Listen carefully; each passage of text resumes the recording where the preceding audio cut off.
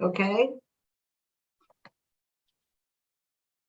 Today we're hearing from First Circuit Court Judge Ralph Bloodsworth about the safety, accountability, fairness, and equity today, the Safety Act. It's a Illinois statute enacted in 2021, which reforms the criminal justice system, affecting policing, pretrial detention, bail, sentencing, and corrections. Judge Bloodworth has served on the bench in Jackson County for over 10 years, first as an associate judge and now as resident judge, primarily presiding over the criminal felony docket in Jackson County. Okay, thank you for being with us today, Judge. Well, thank you once again for having me. It really is a pleasure and an honor, and I appreciate the opportunity to talk a little bit about the Safety Act. And Ms. Metcalf, are you ready for me to begin and Yes. to dive into things? Very good. Well, a lot of interesting things going on with the Safety Act, as I suspect most are aware of. A lot of recent developments with the Safety Act. For those who don't know, I'll give sort of a general overview of the situation, the purpose behind the act, and specifically what I deal with or the courts deal with the Safety Act. It is a broad act dealing with a lot of different areas, including some things that are not in front of the court every day, such as changing to policing policies. There are a lot of things involved with those, such as body cam requirements, keeping statistics and reporting statistics, certain procedures that police must comply with. The court does not have a lot of interaction with those things or involvement with those types of things. And we'll talk a little bit more about the recent stay due to a Kankakee County case on certain portions of the Safety Act, and specifically those dealing with non-cash bail in the state of Illinois, and where we stand on that, and arguments on that case are upcoming, and I'll fill you in a little bit about those things as well. But for court purposes, what we deal with and the big change that many were aware of was going to be the implementation as of January 1st of this year, 2023, of no cash bail in the state of Illinois. And that is one of the big, or probably the biggest thing that was publicized about the Safety Act itself, is that as of that date, things were going to be where there were no more cash bail at all in the state of Illinois. You could not, in the past, the way things worked, a court would set a bond amount for an individual, or if they were set by statute, an individual could post a bond to get out of jail and come back to court on the date given to them.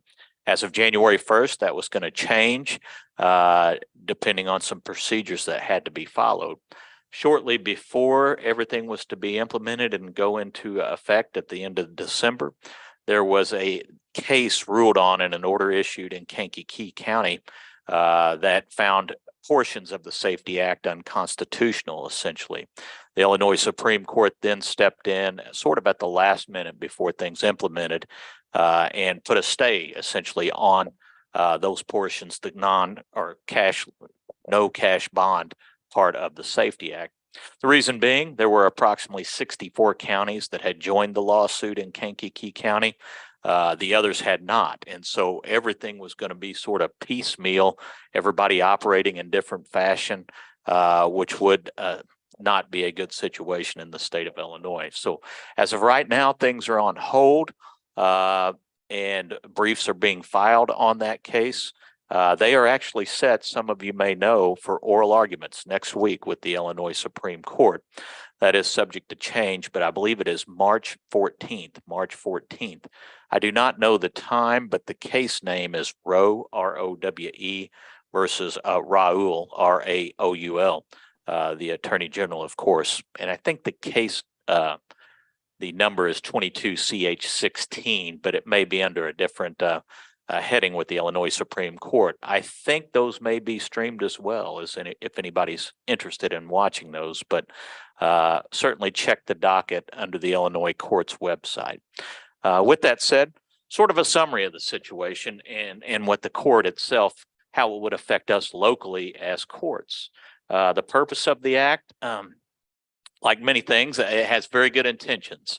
It is to prevent the unnecessary detention of individuals who are awaiting trial in a case. And then secondly, to avoid a situation where they are detained solely because they are not able to post bond in a case. Throughout portions of the state, I think attention was given to some folks who were in jail for extended periods of time for relatively what would be considered minor offenses, some others, but that certain individuals could post bond, cash bond, and others could not. And so I think the intent was to make it fair for everybody to be able to be released, because as courts, it's important to understand that folks who are detained in jail, whether it be for serious offenses or very minor offenses, has a huge effect on not only their lives, but others, including their family members. Some folks work, but are not able to post bond, so they're at risk of losing their job.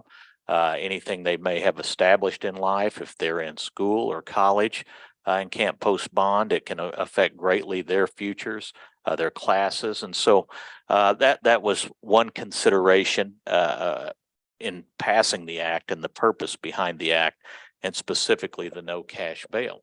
The other thing is you have to be concerned with the protection of community and individuals, and as a court weighing those things. And previously, some of those things were considered in setting a cash bond amount for an individual to post out and come back to court as scheduled. That is the short version of at least the no cash bail portion of the act itself. The purpose behind that is to prevent unfairness and to make sure that folks, while they are presumed innocent awaiting trial, are not held unnecessarily in a jail. The act changed all that. If it is implemented, and we'll talk a little more about what we've done here locally to be prepared for the act, regardless of the outcome of the case, and how even if it is found unconstitutional, how some things may change or continue, some new things that we have implemented here in Jackson County in the First Judicial Circuit. What the act would require, though, is number one, there would be no more cash bonds. So a person would be given an initial appearance if they are detained. There are specific crimes or charges listed in the act that an individual can be detained for and brought before a court. There are others that they should not be detained for and are given a summons basically to appear before the court within 21 days where the case would proceed forward normally. There are many charges listed there that it would take me an hour to go through them all as to what is and is not detainable. Generally, short version is a lot of domestics are detainable, violent offenses, higher end felonies, some what would be called sex crimes, gun crimes, and then misdemeanors, petty offenses, traffic. Those are generally not detainable. There are some misdemeanors that are, such as some domestic violence or battery type cases. If one is determined to be detainable, they are to be brought before a judge under the new act in a short period of time. Before that even happens, they are appointed an attorney, and charges, if they are filed by the state's attorney in a case, is very similar to the way it used to proceed before the act. The key difference now is, in order for a person to be detained as a case moves forward, the state's attorney, and that's a key thing to understand, must file a petition to detain an individual for trial and hold them for trial. Without that petition being filed, it never gets to a court to make that determination. And that's an important thing to understand. That petition must be filed in order for it to get before the court.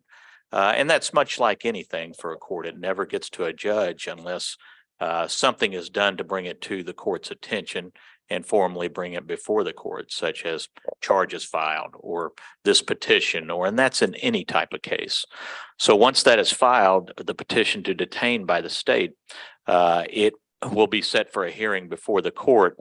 The time frame is essentially 48 hours once an individual is detained and that petition is filed. There can be a short continuance requested on behalf of the state. And then that's when it gets to the judge. By that time, the charged individual already has an attorney appointed. And at that initial hearing called the detention hearing, and here are the key differences. Before bond would be set, essentially at that hearing, without the petition being filed. Now the determination will be by the court based upon either evidence presented there or what's called an offer by the parties or proffer by the parties, both sides, and the defendant can respond and present evidence as well through their counsel. A determination will be made by the court if that is done and filed as to whether or not the individual should be detained or whether they can be released on pretrial conditions to ensure that they will come back to court and ensure the safety of the community or individuals. And so that hearing is held in that short period of time, and an individual will either be determined to be held pending trial or released on conditions to come back to court after that hearing. The key determination will be can the state there point out that the individual would be a risk of harm to a specific individual or the community in some form or fashion. And so that's one of the determinations that the court will hear and make. If that can be shown, then the individual can be detained pending trial. Or if the presumption is or preference would be to release if something can mitigate the risk to an individual or lessen it in the community. And so that's the argument that takes place at that initial hearing. The second reason a person can be detained, and if the state can show that the individual is a flight risk, a willful flight risk, and likely to flee and not come back to court, that is the second basis that the court could order somebody detained and held pending trial. And again, evidence would be presented or could be by the defendant that they are not, or that the risk of flight or not showing up could be lessened by doing something, such as potentially ankle monitoring, home confinement, things of that nature. And so that's sort of what takes place at that initial hearing. The state must prove by clear and convincing evidence one of those two things, a risk to the community or a specific individual in some form or fashion, or that the individual is a flight risk. If those are shown by what's called clear and convincing evidence, the court judge could then make findings as to why, and then the individual would be detained pending trial. Under the Safety Act right now, and it's something that's going back and forth and that will be determined, if one is detained, the speedy trial rights move from what used to be 120 days to 90 days. We'll talk a little bit about that in a second. And how we set things anyway, at least in this county. If an individual is not detained, then they would be released on pretrial conditions. And there's a whole host of things that can be done or ordered by the court to try to, number one, ensure the individual will come back to court and is not a threat to an individual or the community in some form or fashion. Anything from home confinement to ankle monitoring to checking in with pre-trial service officers. And that's one big thing that has already changed is we had prepared for the act to start January 1st. And so we were set up and ready to begin on that date with these types of hearings. And there have been already what are called pre-trial service officers hired and had been working, and we had been already doing certain things just to make sure as many kinks as we could were ironed out by January 1st. It's on hold now, but we still have the pretrial service officers, and they're still doing several things for us, many things actually.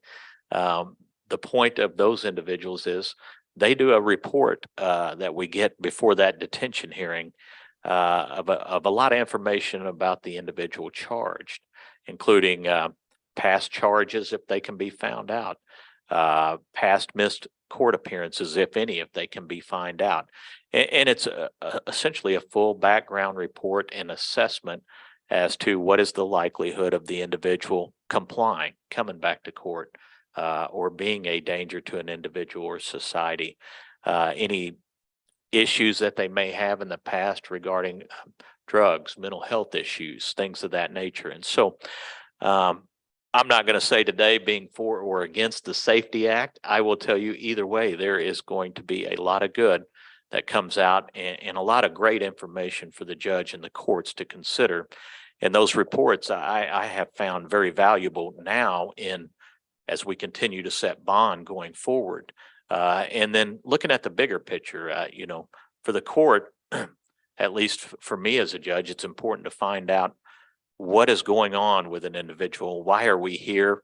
Are there underlying issues that can be addressed to prevent this from happening again, or charges, or anything from poverty to mental health issues to drug issues, things of that nature, and what can help that individual long term and protect the community and anybody that they may be posing a risk to. And a lot of that information is contained in those reports. And so I find those very helpful. The other thing that those do as well is, as a case moves forward, it gets communication going on between the courts, the attorneys, the pretrial service officers, and then if an individual ever does plead guilty or goes to trial and is found guilty, that information is used in a pre-sentence investigative report, which the court uses to determine a sentence in a case. And so everything is moving much quicker because of some of the things that are brought about by the Safety Act, including that information getting to the folks who will use it and attempting to fashion a sentence in a case or help an individual if they have some issues. So that's one good thing that is going to come out of this, no matter what. We are still using those reports, and we will still continue to do that, even if that part of the act is found unconstitutional. And so I do want to point that out. There are some changes that will be implemented, and as a court system, I think it's important to look at that and continuously be learning and considering, change. If you're not doing those things and considering new ways of doing things, then I think you should certainly look at that and consider those things and helping people that are having issues to the extent that you can, and then also to protect society and individuals. So that's the first stage. And so those officers are working now, and they have that information for us that's presented for us, or will be at that detention hearing and now at our bond hearings. And so that is the key difference. Those who are not detained, they will be released on some pretrial services to come back to court on the next court date.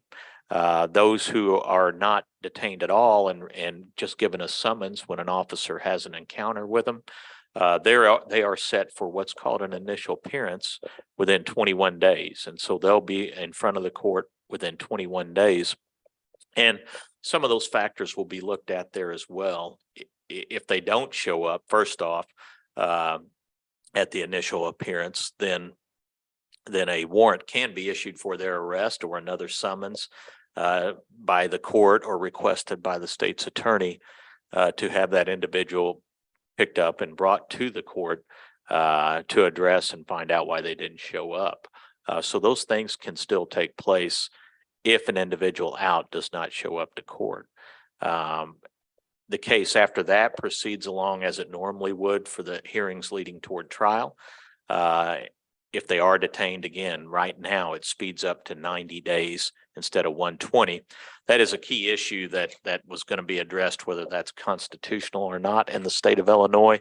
And we'll talk a little bit about that case that's set next week and the basis for the judge basically putting an injunction or finding it unconstitutional, and then the Supreme Court staying it, and why that took place, and the arguments behind that. But in any event, that's the short version of what would be required of the act as far as cash bail. Again, each time an individual comes back, if they are detained, there are various court hearings leading up to trial. The same issue is addressed. Can that individual be released on certain conditions that would minimize their danger to the community, an individual, or their threat for fleeing? And the court has to re-examine that each time they come back to court on a pretrial conference, any case management conference, each time leading up to trial. That may be that the same findings are made, that they do pose a risk, and that they should not be released and continue to be detained pending trial in the case. But that has to be looked at each time, and so the court may get an update on anything that has changed at each one of those hearings. And again, the purpose being is to prevent the unnecessary detention of an individual pending trial if they are not a safety risk or a threat to flee. If they are, then they can certainly still be detained once those findings are made. So that is important to understand. That's the general procedure of how things will move forward if the act is implemented.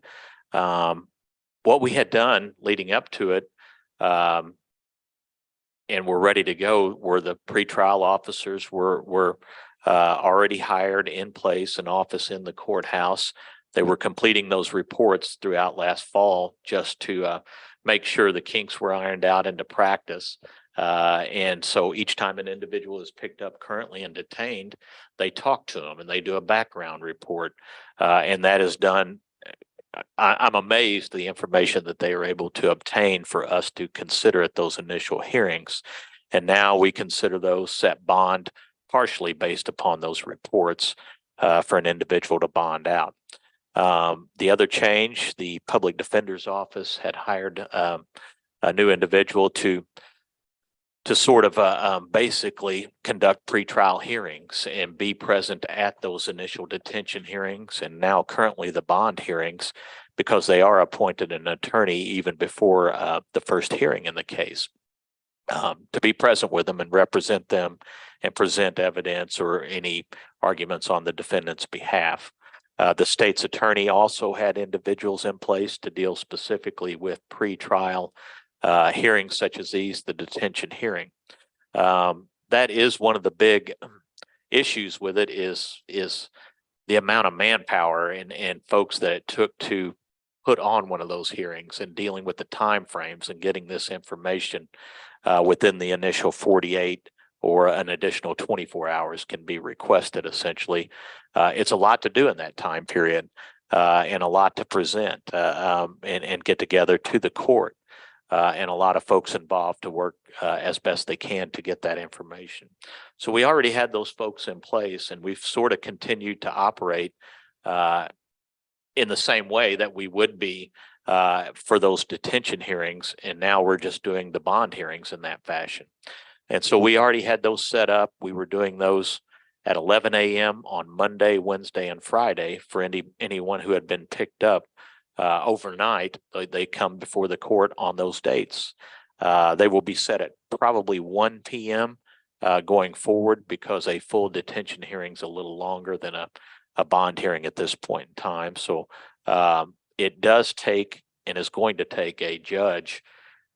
Basically, it creates another full docket for a judge to be assigned to. And so that's one consideration is people in place to do those and cover those and still maintain and cover the other dockets that are that are being assigned here in Jackson County as well. And so we have a judge who's specifically going to do those, and then others who can fill in if that judge happens to be gone or in the middle of a trial or something like that. And so we are set up and are conducting very similar to what we would be doing if the act is upheld and enforced.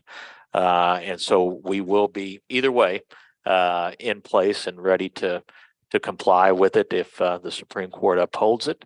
If they don't, then we're going to still use a lot of the changes that we have already made because even in setting bond, I think we can make better informed decisions based upon a lot of the information that we have. And then it also helps long term if it's an individual battling drugs and that's potentially causing a lot of their issues, that information can be known and gotten to the individuals associated with drug court where they can be referred to potentially, be accepted and screened into the Jackson County Drug Court program. If they're not accepted there, then what can the court do?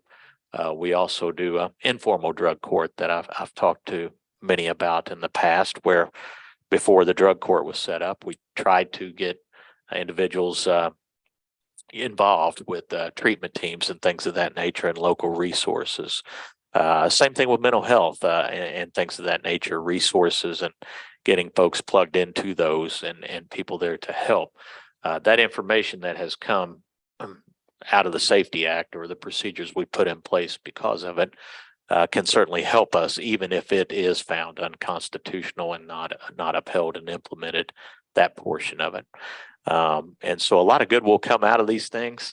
It is a balancing act and an adjustment. And I know a lot of folks do not like change, but certainly, it's good to look at things and find a different way and a better way of doing things if that can be done.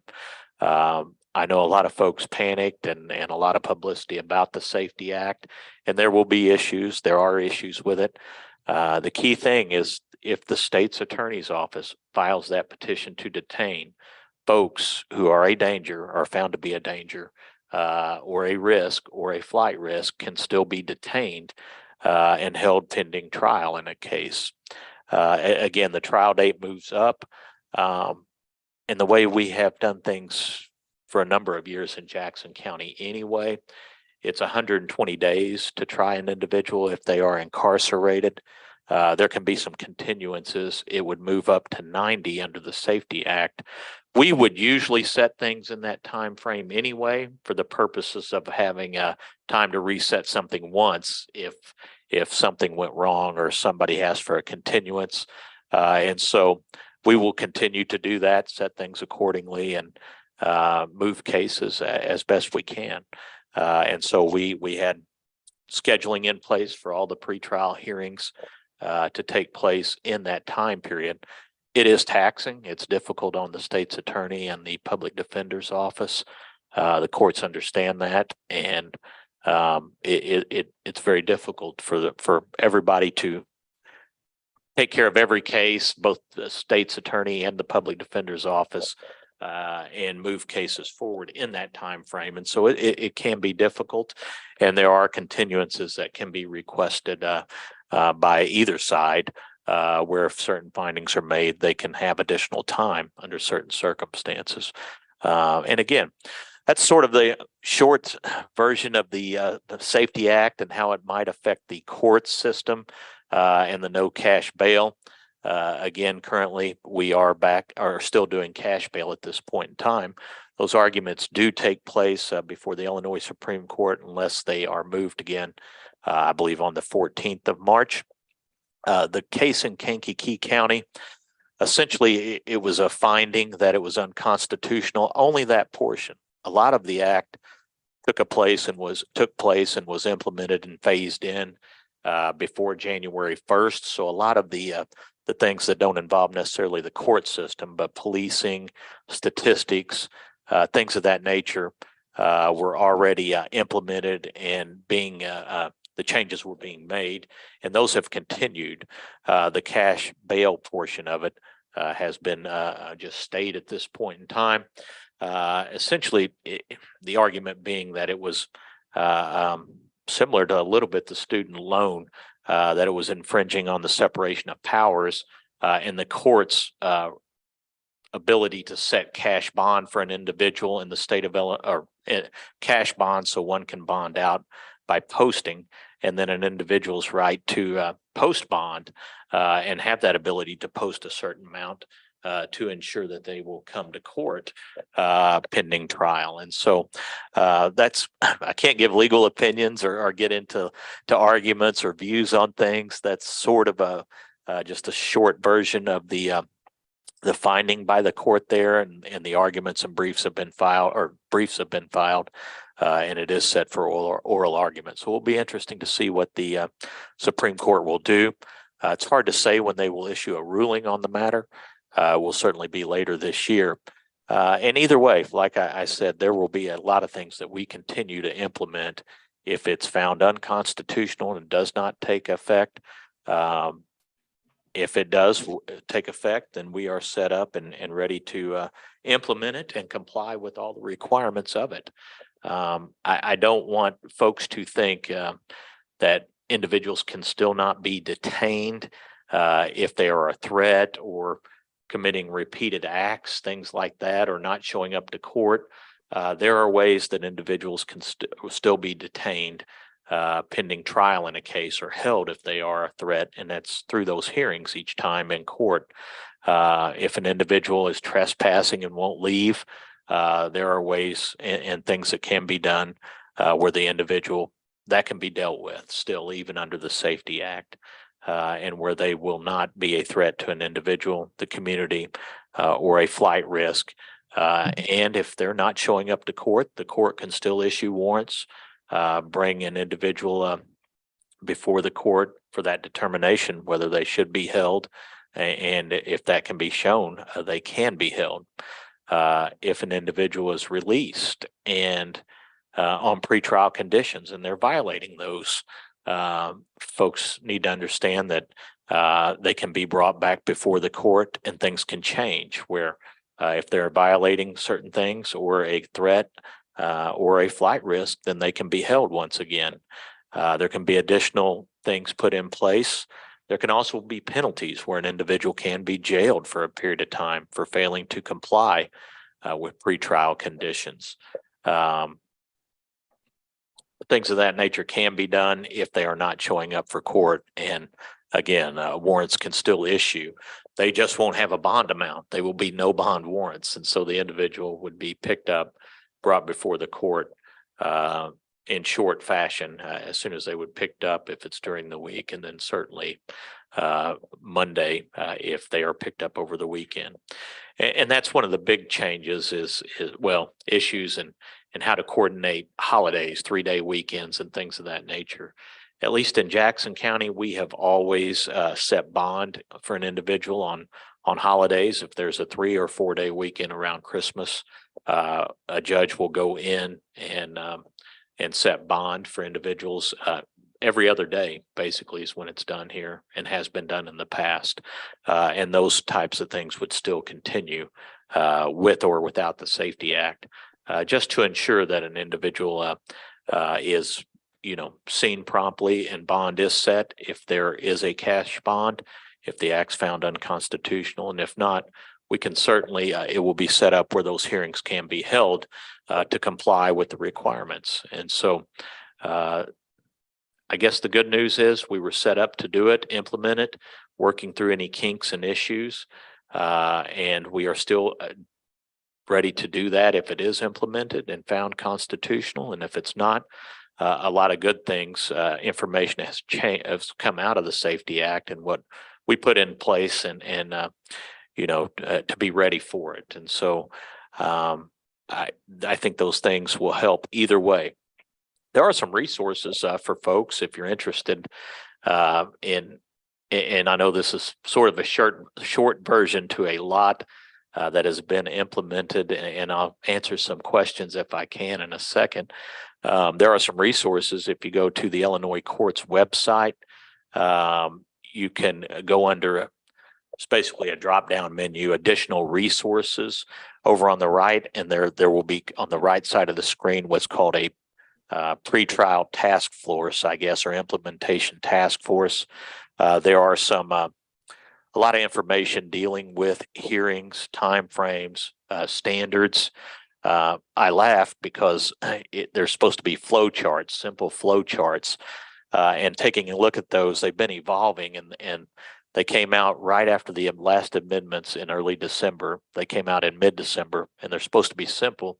But looking at those things, there's over 100 pages of flow charts on the Safety Act and different issues involving different hearings. And so you're welcome certainly to access those and take a look at those. And they are helpful and beneficial if you want to look through those things. And overall, there's a lot of information on the Illinois court's website for the public and others if you've never looked at that, including cases and ways to access and watch the Supreme Court arguments, and I believe even appellate court arguments if one is interested in such things. So short summary is, either way, we will be prepared and to deal with the outcome of that court case.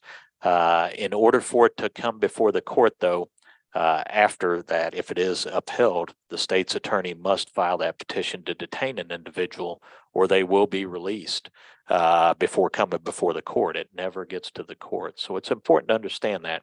It is state's attorney driven, and that's not that much different than now. They have to file charges for one to be essentially detained now. It's the same thing. They will file that petition to detain along with the charges in the case for an individual to be detained and move forward toward trial. So it's important to understand those things. And that is me talking a lot, and it's a complex situation and a lot going on with the Safety Act. And that's sort of the short version of how it would affect the courts and the no cash bail portion of it. If it is upheld and found constitutional, and if it's not, again, we will still implement a lot of the things that have come out of that and the changes we made in trying to help people, protect the public as well, the community and individuals, and then ensure the safety of the community and individuals. So with that said, I'm happy to answer some questions, and I certainly appreciate the opportunity to talk about it to the extent I can. At this point in time, it's, to be determined what will happen after the 14th and when the Supreme Court issues its opinion. So, Ms. Metcalf, any clarifications, questions? I feel like I've been talking a lot, and that's generally not my nature. But okay, well, I see we have some questions here that Sandy and Jennifer will be fielding, but I have a question also, and I don't know how to do that thing. Is there to be sentencing reforms, and you did tell us about the system you've got now, where you're going to get a lot more information from to use for sentencing. Is there any other change in the act about sentencing? Yes, there is, and some of those, and it's part of the Safety Act. There are, well, first off, the information that is in the pretrial detention reports done by those officers. If one is going to be sentenced at some point in time in the case, that will be incorporated and made. For example, now if I sentence someone, I order a full background report.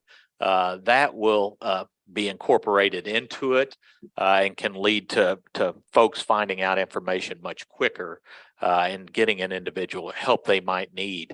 A lot of folks now, if they're found guilty or plead, then and admit to charges, I will try to set up a plan, whether if it's a drug problem or a drug issue, then they are going to, we try to put a plan in place to get treatment and assistance. If it's a mental health issue, the same thing, a veteran issue, the same thing. And so we will know about that a lot sooner, obviously, and then we may be able to touch base with community resources, a probation officer could, or even the pretrial service officer, and trying to assist that individual. Or if it's a poverty thing, if somebody's charged with, theft of baby formula and diapers, things of that nature, is it the best case for that individual to be detained pending sentencing, or are there ways that we can put something in place to help that individual?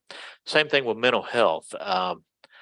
That the biggest issues we see is in the court, at least I do right now, are mental health issues, drug issues, and certainly gun violence among generally younger folks from 16 to 27, in that range. Those are three of the big issues. And jail is not necessarily the place that's going to help an individual mental health issues. And it puts the jail staff in a bad situation a lot of times. And so the sooner we can identify some of those things, and I'm glad to hear people talking in the last week or so, certainly the governor and others, about mental health issues and more community resources. That's we really need those in Southern Illinois to deal with a lot of issues that maybe jail's not the place, and certainly not a way to address those for individuals, as well as the drug situation and how to deal with those things. But that information will be in the sentencing report. And at the time of either the plea, or if they're found guilty, we can look at those in advance. That information's already to us. Normally that report would not be ordered until one were to be found guilty or sentenced or plead in a case. And so that information, a lot of it will be available much earlier for those who can actually reach out to others and try to deal with the situation. So regarding sentencing, there have been some changes on what they call mandatory supervised release as part of the Safety Act, and some other things that are put in place. Generally, when an individual is sentenced, there's what's called mandatory supervised release period of time, depending on what the charge was. And these are on felony matters where one is sentenced to Department of Corrections. A lot of those have been lessened or changed, or can be changed by the Safety Act.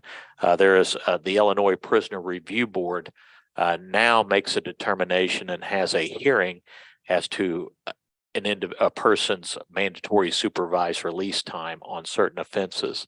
Some of them they've done away completely with mandatory supervised release on certain offenses and classifications. The court, local courts are not generally involved in that. The release dates and mandatory supervised release are determined by the Prisoner Review Board and the Department of Corrections. We do, depending on the charge and the sentence, implement and will say the individual has a 2-year or no more than a 2-year mandatory supervised release period of time. Basically, it's what used to be called parole. But it can be no more than that, to be determined by the Illinois Prisoner Review Board now. That was a big change. A lot of them have lessened. The parole board or Prisoner Review Board will look at a similar report, I think, on risk and what might best help that individual in being paroled. Those things do not come back to the court, but they do. That's a big change as well on the back end of a Department of Corrections sentence for an individual and parole. Some other sentences have changed regarding certain drug offenses and whether or not an individual could be potentially sentenced to the Department of Corrections for a first-time offense. I will say, depending on what it is, of course, some are mandatory. More significant offenses, certain gun crimes, they are mandatory Department of Corrections offenses. Some drug offenses are not, theft offenses, and some class 3 and 4 felonies. It was unlikely that an individual might be sentenced if they hadn't had a prior conviction before to the department, but some of those have been codified now or under the Safety Act that they cannot be sentenced to Department of Corrections for a first time or offense on some of those things. Again, there's so many different charges to go through. It would be hard to list them all, but those are some of the big sentencing changes. Yes, ma'am. Categories, yeah. Okay, Sandy? Yes, we have a question here. Are there other portions of the act which are being held back because of the court case? To my knowledge, I don't know all the portions of the act the answer that I think is most are not. Most are still implemented. A lot of them have been phased in since the original signing of the Safety Act. The big change that got all the notoriety, of course, was the January 1st of 2023 no cash bail portion of it. There may be specific issues, such as shortening the 120-day speedy trial time, whether that is constitutional. Generally, most other provisions that I'm aware of, and again, as a court, we don't deal a lot with the some of the statistic keeping and things with policing and procedures behind the scenes, such as some warrant requirements, or the way they implement and use of armored vehicles, things like that. There's all types of stuff addressed by the act. I don't know, and I don't believe those have been stayed. I know there's a phase-in period, and I do know under the latest amendments back in December, they lengthened some of the phase-in period in communities, smaller communities, things like that, such as time frame for doing body cam and maintaining things along those lines. So to my knowledge, I don't know that anything specific other than the no cash bail portion and some things associated with the court have been stayed at this point in time. Another question from the same person. What is the primary objections of the attorney generals that are part of this lawsuit? Is it the cash bail? Is that really what they're opposed? You know, I can't answer for all of the state's attorney. The general is that it is essentially a separation of powers issue, and that the Constitution, the Illinois Constitution, provides for the setting of cash bail for an individual, and then that the courts are the ones to decide the amount of cash bail based upon, and there are a whole list of factors in the bond statute currently that the court considers in setting a bond for an individual. That is the argument. Other issues that they may have with it and reasons, I can't state for political or anything like that if that's behind it or anything along those lines, or whether bond. I just don't know, and I can't really give opinions on that as a judge. And so I appreciate and understand the question. Those are the legal bases for it, though, and their arguments. So that's about as thorough as I can answer that as a sitting judge. Thank you. Are there any other questions from the audience? Seeing none, Judge Bloodworth. It says Chan. Here. Where are you? Oh, I'm sorry. Is the Safety Act the same legislation that bans assault weapons? No, it is not the same act that bans assault weapons. Thank you. Sure. Any other questions? Well, thank you very much. And I'd like to announce again, to remind people that next Tuesday at 6:30, the League will be sponsoring a Zoom forum through the library again for the city council candidates for Carbondale. So go on the library site and you can register, and you'll get a link, and it starts at 6:30, and it should be a good one. Thank you very much, Judge Bloodworth. Well, thank you very much. That was a lot to get into the time, and thanks very much.